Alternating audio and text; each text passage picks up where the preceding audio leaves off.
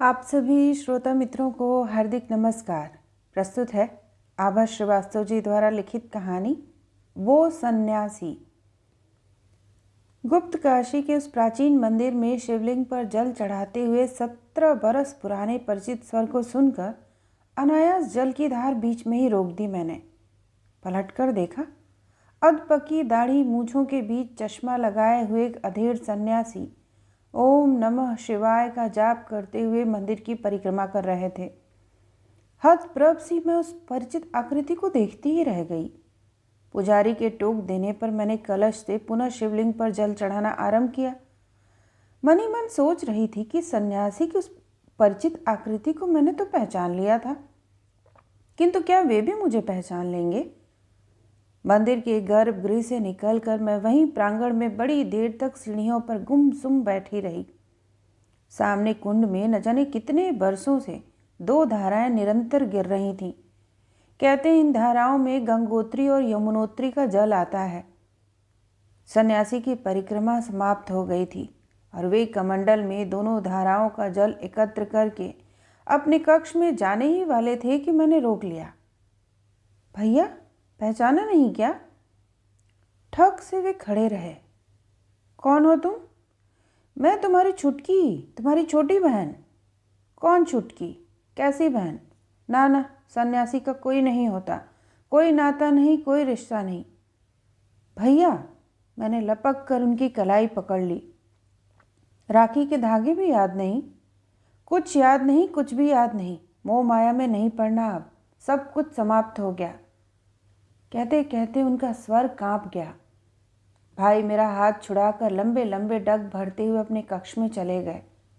मैं स्तब्ध थी।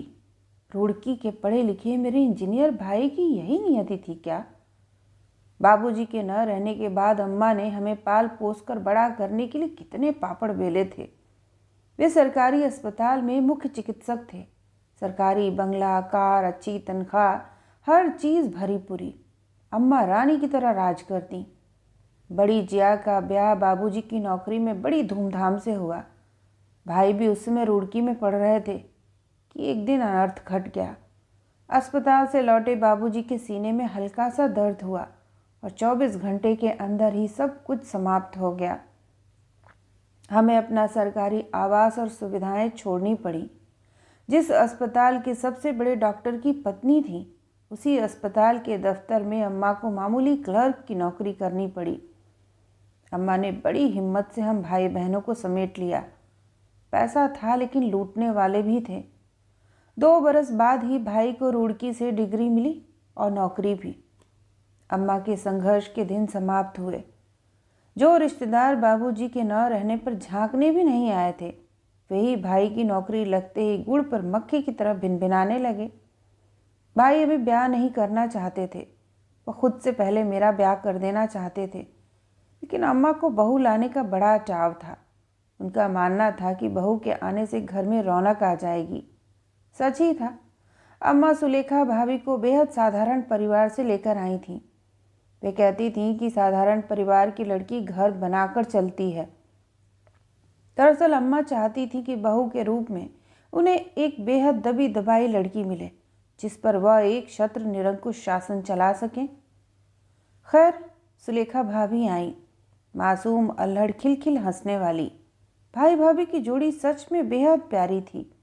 100 जान से भैया भाभी पर निछावर रहते, लेकिन न जाने क्यों पुत्र का बंटवारा अम्मा को रास नहीं आया और सुलेखा भाभी की मासूम हंसी सूखती चली गई। उनका पहनना ओढ़ना, भाई से बतियाना, घूमना फिरना, सभी कुछ अम्मा की ईर्ष्यालु और क्रूर दृष्टि में झुलस कर रह गया। ब्याह के 5 बरस बाद भी जब उनकी गोद नहीं भर सकी, तो अम्मा ने उठते बैठते उन्हें ताने उलाहने देने आरंभ कर दिए। इसी बीच मेरा भी ब्याह हो गया था। सुलेखा भाभी के बड़े अरमान थे मेरे ब्याह के लिए। ब्याह की तिथि तय होते ही रिश्तेदारों का आना आरंभ हो गया। हर रिश्तेदार मेरे ब्याह की बधाई बाद में देता, पहले अम्मा से भाभी के लिए सहानुभूति जताता। किंतु ब्याह के एक दिन पहले जब भोपाल वाली बुआ ने पूजा की किसी रस्म में भाभी को बाँझ कहकर बैठने नहीं दिया, तो भाभी की वेदना भरी दृष्टि ने मुझे भीतर तक चीर दिया। उस रात मैं भाभी के साथ ही सोई थी। मेरे संग बहनापा था उनका। हम ननद भाभी कम सखियां अधिक थीं। उस रात भाभी की बेचैनी भांप कर मैंने उन्हें बेहद दिलासा दिया तो वे बिलख पड़ी। वह राज जिसे वह आज तक अपने सीने में दफन किए थी उस भावुक क्षण में मुझसे कह गईं। सुनकर मैं सन्न थी। कमी मेरी सुलेखा भाभी में नहीं बल्कि भाई में थी, जिसका उपचार भी संभव न था। भाई ने भाभी को अपनी कसम देकर मुंह बंद रखने के लिए कहा था। सच्चाई यदि सामने आ जाती तो भाई के पुरुषोचित अहम को ठेस लगती। शर्म और अपमान से वह किसी को मुंह नहीं दिखा पाते, लेकिन सुलेखा भाभी तो उस अपमान की आग में तिल तिल झुलस रही थीं। ब्याह वाले दिन मंडप के नीचे हंसी ठिठोली गीत सभी कुछ धूमधाम से संपन्न हो रहा था। बारात रात को आने वाली थी। भोपाल वाली बुआ ने एक बार फिर सुलेखा भाभी के मर्म पर नश्तर चुभोया तो वो तड़प उठी। अम्मा भी सामने ही बैठी थी। कमी मुझ में नहीं है बुआ जी, आपका ही सिक्का खोटा। कहते कहते वह रुक गईं। सामने से ही भाई आ रहे थे। उनकी आंखों में व्यथा का अथाह सागर लहरा रहा था। भाभी का चेहरा भय से सफ़ेद पड़ गया था, किंतु जो भी सर्वनाश होना था हो चुका था। मैं तो ब्याह कर ससुराल चली आई थी, किंतु मेरी विदाई के बाद ही भाई घर छोड़कर अचानक चले गए। कहाँ गए कुछ भी पता नहीं चला। भाभी के घर वालों ने, अम्मा ने, मेरे ससुराल वालों ने उन्हें बहुत ढूंढा पर वे नहीं मिले। बरस पर बरस बीतते गए। सुलेखा भाभी पत्थर हो चुकी थी और अम्मा उस पत्थर से क्या सिर टकराती। समय सारे घाव भर देता है। धीरे धीरे सुलेखा भाभी भी संभली। बीए पास थी। नर्सरी टीचर्स ट्रेनिंग कोर्स करके एक प्राइमरी स्कूल में पढ़ाना आरंभ कर दिया। कई बरस बीत गए। भाई के वापस आने की तो क्या, जीवित रहने की आस भी हम लोग छोड़ चुके थे। सुलेखा भाभी को समझा बुझाकर मैंने उन्हें एक व्यवहारिक सलाह दी, जिसे वह मान भी गईं। अपने सगे विधुर जेठ से मैंने उनका ब्याह करा दिया। लेकिन भाभी की कथा यहीं समाप्त नहीं हुई। धीरे धीरे भाभी ने जीना सीख लिया था। ब्याह के दूसरे ही बरस में जब उनके बेटा पैदा हुआ तो सभी के मुंह बंद हो गए। पिछले साल हम सभी ने सपरिवार 4 धाम यात्रा का मन बनाया। हम लोग गुप्त काशी पहुंचकर ईश्वर और प्रकृति की महिमा देखकर चमत्कृत थे। उस पर अनायास इस प्रकार बरसों पहले बिछड़े भाई से सामना हो जाएगा, किसने सोचा था। दर्शन के बाद मैं मंदिर की सीढ़ियों पर चुपचाप बैठ गई थी। देर होती देखकर मुझे ढूंढती हुई सुलेखा भाभी आई। छुटकी कहाँ रह गई? उधर सब तुम्हारी प्रतीक्षा कर रहे हैं, चलो तो सही। मैंने भाभी को देखा। क्या भाभी को अचानक ही अपने जीवन में आ गए झंझावात की तनिक भी आशंका रही होगी? तुम लोग चलो भाभी, दर्शन कराओ, मैं कुछ देर यहीं बैठूंगी। ऐसा क्यों? भाभी मुझे कमरे की चाबी दे दो। सच बड़ी शांति है यहाँ, रुकेंगे तो कल ही दर्शन करूंगी अन्य मंदिरों के। मैंने भाभी से चाबी ले ली। वह उल्टे पैरों वापस चली गई। वह सुलेखा ही थी ना? खड़ाओं की खटखट के साथ सन्यासी का स्वर चला आया। मैंने पलटकर देखा। उनके मुख पर एक स्निग्धता सी छा गई थी। भाभी के साथ बिताए चंद बरसों का सुख संभवतः उन्हें याद आ गया था। भैया, क्या सच में तुम हम सबको भूल चुके हो? सच सच बताना। नहीं छुटकी, बड़ी कोशिश की कि कुछ भी याद न रहे, लेकिन एक ठंडी सांस लेकर भाई मेरे बगल में बैठ गए। छुटकी, कोई सुख न दे सका तुम लोगों को। अम्मा को बुढ़ापे में मेरी ज़रूरत थी। सुलेखा का पति था मैं और तेरा बड़ा भाई। सारे दायित्वों से मुंह मोड़ लिया मैंने। सच, मुझसे बड़ा कृतज्ञ कोई न होगा। वे दोनों हाथों में सिर थाम कर बैठ गए। भैया क्यों चले गए थे हम सबको छोड़कर? छुटकी, सुलेखा का जब मुझसे ब्याह हुआ तो वो बेहद मासूम और भोली थी, लेकिन मैं तो समझदार था। मैं जानता था कि मैं उसे दाम्पत्य सुख नहीं दे पाऊंगा। फिर भी अम्मा की ज़िद की खातिर मैं उसे ब्याह लाया था। बेहद बचपना था सुलेखा में, उसकी सारी इच्छाएं पूरी करता था मैं। लेकिन जब उसने जान लिया कि मैं उसे संतान सुख नहीं दे सकता तो वह उदास हो गई। फिर भी मुझसे उसका अजब सा मोह था। हम दोनों ने तय कर लिया था कि एक दूसरे का हाथ थाम कर ही पूरा जीवन निभा ले जाएंगे, लेकिन हम दोनों ही नहीं जानते थे कि जीवन केवल पति पत्नी तक ही सीमित नहीं रहता। एक स्त्री से, एक पत्नी से, एक बहू से परिवार वंशज की अपेक्षा करता है। पुरुष में किसी को खोट नहीं दिखता, स्त्री पर ही दोषारोपण किया जाता है। तेरे ब्याह में जब रिश्तेदारों ने सुलेखा पर व्यंग बाण छोड़ने आरंभ किए तो मैं चुप रहा। मुझे उसकी ढाल बनना था, लेकिन मैं कायर की तरह कुछ नहीं बोला। एक तरफ उस पर बांझ होने का दोष लग रहा था और दूसरी तरफ मामी, मौसी, ताई सब अम्मा को घेर कर मेरा दूसरा ब्याह रचाने की सलाह दे रही थीं। सुलेखा सब चुपचाप सुन रही थी, सह रही थी। जब नहीं सह सकी तो फूट पड़ी। परिवार और समाज की दृष्टि में अपनी उपेक्षा कैसे सहता मैं। तेरी विदाई हुई और उसी रात घर छोड़ दिया मैंने। एक बार भी नहीं सोचा कि मेरे बाद मेरी निर्दोष पत्नी पर क्या बीतेगी। एक शहर से दूसरे शहर, एक गांव से दूसरे गांव, ट्रेन, बस, बैलगाड़ी में चलता रहा। पता नहीं कैसे यहाँ तक आ पहुँचा। एक महात्मा थे, उन्हीं के चरणों में स्वयं को समर्पित कर दिया। एक दिन उनका देहांत हुआ और भक्तों ने उनके स्थान पर मुझे देखना आरंभ कर दिया। अपनी प्रशंसा का मद सवार हो गया मुझ पर। सन्यासी का चोला पहनते ही स्वयं को भगवान समझ बैठा था मैं।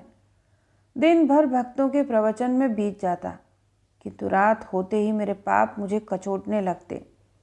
गांव के लोग मुझे देव पुरुष मानते हैं, किंतु मैं कितना बड़ा पापी हूँ यह मैं ही जानता हूँ।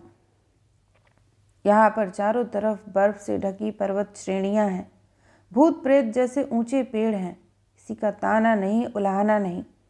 इतना सन्नाटा कि अपनी धड़कन, अपनी सांसों का स्वर सुनकर रोंगटे खड़े हो जाएं।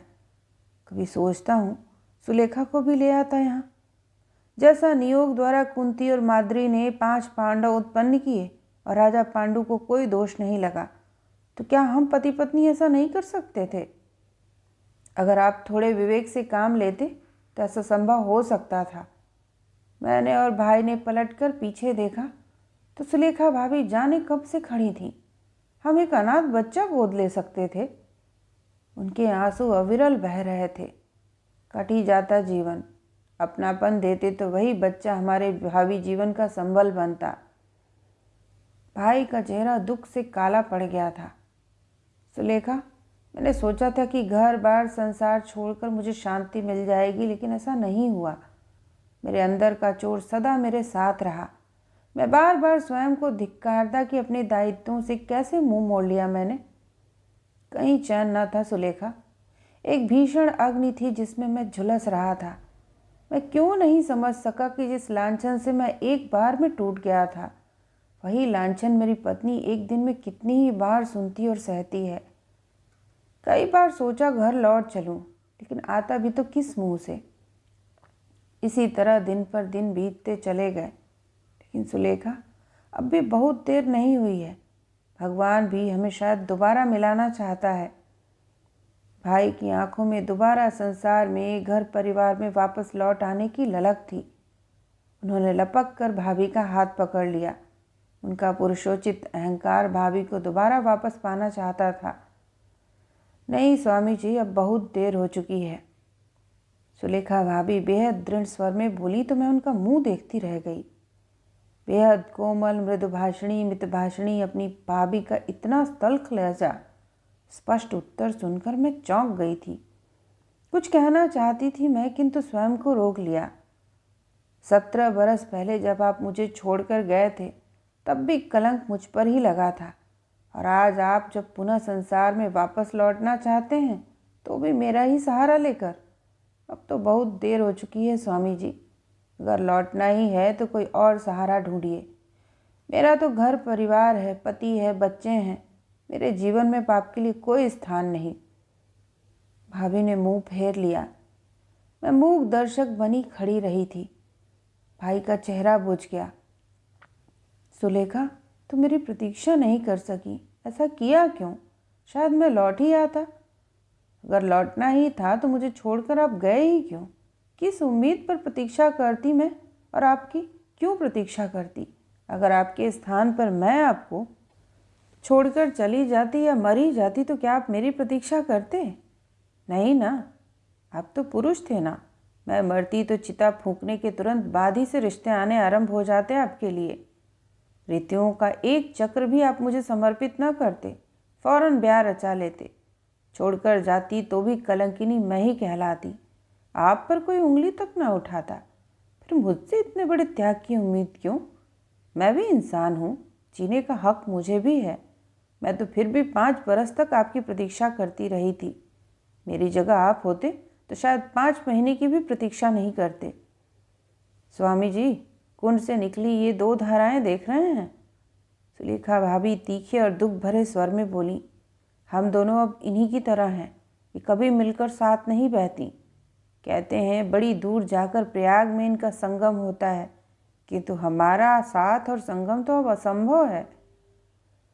झटके से सुलेखा भाभी मुड़ी और लंबे लंबे डग भरती बड़े आत्मविश्वास से अपने परिवार के पास चली गईं। भाई जड़वत उपेक्षित वहीं बैठे रह गए। मैं तो बहन थी, उन्हें अकेला छोड़कर कैसे जा सकती थी। वहीं बैठी रही। तू भी जा छुटकी, मैं जिस रास्ते पर चल चुका हूँ वहाँ लौटने की अब कोई राह नहीं। वे उठकर टूटे हुए हारे हुए से कक्ष में चले गए। अगले दिन हमारी गुप्त काशी से आगे की यात्रा थी। भाई फिर नहीं दिखे।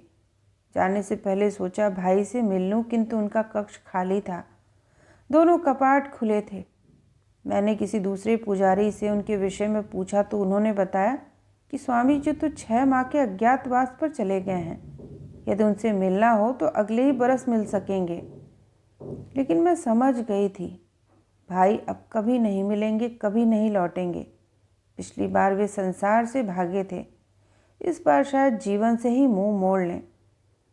सुलेखा भाभी का निर्णय सही और व्यवहारिक था, और परिस्थितियां भी भाई को पुनः गृहस्थ आश्रम में लौटने की अनुमति नहीं देती थीं। अपने परिवार, पत्नी और दायित्वों से मुंह मोड़ने वाले मेरे कायर भाई की यही सज़ा थी। तो यह थी आभा श्रीवास्तव जी द्वारा लिखित कहानी। सुनने के लिए आप सभी का धन्यवाद।